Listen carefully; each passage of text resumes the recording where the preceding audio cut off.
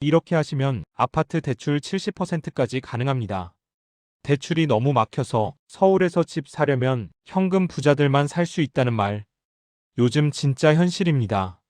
근데 신기하게도 지금도 대출 70%까지 받아서 집 산 사람들 의외로 꽤 있습니다. 이게 누구 얘긴지, 혹시 나도 되는 건 아닌지, 특히 결혼을 앞둔 자녀가 있으시다면 부모님들 꼭 보세요. 영상 끝까지 보시면 해답이 보이실 겁니다. 이번 주제가 마음에 드신다면 바로 좋아요, 구독 눌러주시고요. 자, 그럼 바로 시작하겠습니다. 지금 서울 집값도 일부를 제외하고는 급매, 초급매, 마피 물건도 많아지고 있습니다. 그런데도 실수요자들 대부분이 매수를 멈췄어요. 국토부 거래량 통계 보시면 딱 나옵니다. 10월 중순 이후로 계약 자체가 확연하게 감소했습니다. 8월, 9월까지는 불장이었는데 말이죠.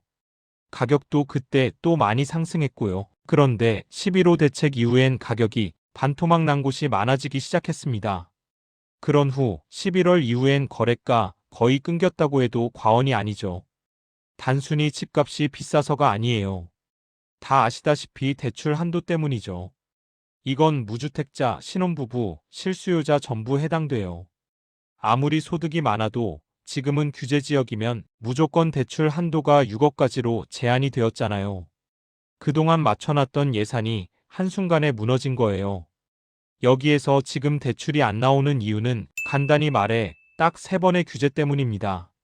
이 3가지 흐름만 간단히 짚고 나에게 맞는지 대출을 확인하시면 됩니다. 첫 번째, 6월 27일. 이날부터 대출 자체의 총 한도 6억으로 줄었습니다. 연봉이 1억이든 2억이든 상관없게 된 거죠. 즉, 규제지역에서는 무조건 6억까지만 대출이 나오게 되는 거죠. 이것도 안 되는 것이 또 있습니다. 이에 대해서는 잠시 후에 설명해 드릴게요. 예전엔 20억짜리 아파트 사도 LTV 50%면 10억까지 가능했는데 지금은 딱 6억이 끝이에요. 두 번째, 9월 7일. 이번엔 LTV가 줄었습니다. 97 부동산 대책 이전에는 규제지역 내 무주택자나 처분조건부 1주택자의 LTV 상한이 50%였죠. 이걸 40%로 확 줄여버렸습니다. 그리고 마지막 10월 15일. 가장 강력한 규제가 발표되었죠. 이때의 충격은 그야말로 패닉 상태였죠. 이건 정부가 서울 전역과 경기도 일부 지역을 규제지역으로 묶은 것이죠. 97 대책에서 규제지역에서 LTV는 40%이니 아예 집을 사지 말라는 거였죠. 투기를 막겠다고 해놓고 실수요자들까지 막아버리는 것은 너무 하는 건 아닌지라는 생각이 들죠. 그런데 이제는 사고 싶은 지역들은 결과적으로 40%밖에 안 됩니다. 그러니까 서울에서 신혼부부가 7억짜리 집을 산다 하더라도 대출은 2억 8천, 내 돈 4억 2천이 있어야 살 수 있게 된 것이죠. 이렇게 삼중 규제가 누적되면서 사실상 웬만한 실수요자들은 집을 사기 어려운 구조가 됐습니다. 그런데 여기서도 예외가 하나 있어요. 진짜 대출되는 사람들, 바로 그 얘기를 지금부터 시작하겠습니다. 근데요, 이상하죠? 뉴스에서는 무주택자도 발목 꼈다 주담대 한도 6억 줄기도라고 대서특필했죠. 이런 상황에서도 집 산 사람들이 의외로 꽤 있습니다. 대출 70%까지 받아서 서울에서 초급 매물을 잡아서 내 집 마련에 성공한 사람들이 있습니다. 이 사람들은 어떻게 가능했을까요? 어떤 꼼수도 아닙니다. 정부가 허용한 딱 하나의 예외 조건을 이용한 겁니다. 바로 생애 최초 주택 구입자 대출 제도를 이용한 거예요. 무주택이고 집을 한 번도 소유한 적이 없고 이번이 진짜 첫 집 구입이라면 규제 지역에서도 LTV 70%, 최대 6억까지 대출이 가능합니다.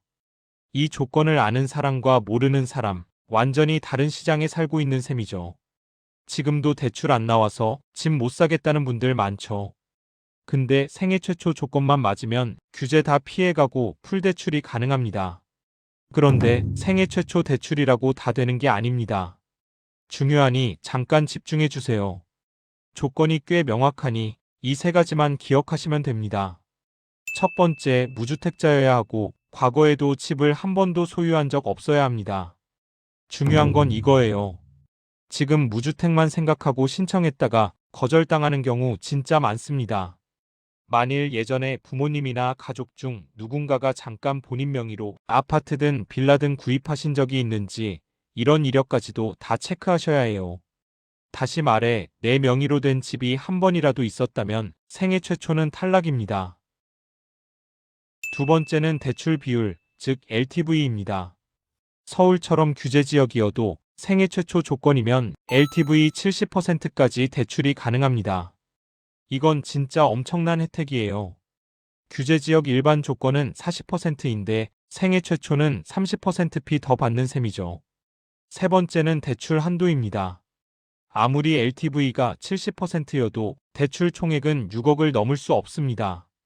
예를 들어 집값이 10억이어도 LTV 70%면 7억까지 나와야 하잖아요. 근데 6억이 최대라서 나머지는 내 돈이 있어야 합니다.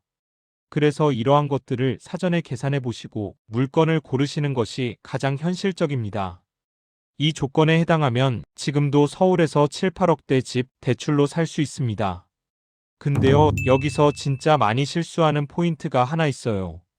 조건 다 맞췄다고 생각했는데 대출이 거절된 분들이 의외로 많습니다. 특히 예비부부, 결혼 앞둔 분들, 이 이야기 꼭 들으셔야 돼요. 30대 직장인 A씨.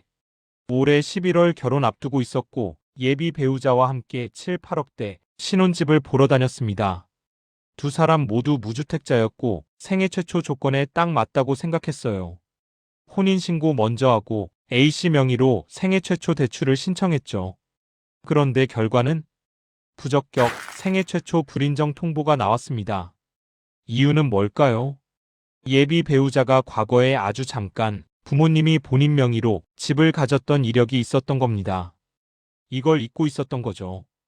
본인은 지금 무주택인데 왜 안 돼? 생각했지만 혼인신고를 한 순간부터 둘은 한 명으로 간주됩니다. 그래서 배우자 이력까지 생애 최초 조건에 포함돼요. 즉, 두 사람 중 한 명이라도 과거에 집을 가진 적이 있다면 생애 최초 자격이 박탈됩니다. 자, 그럼 어떻게 해야 할까요? 혼인신고를 하기 전 먼저 A씨 단독 명의로 대출을 받는 전략이 필요합니다.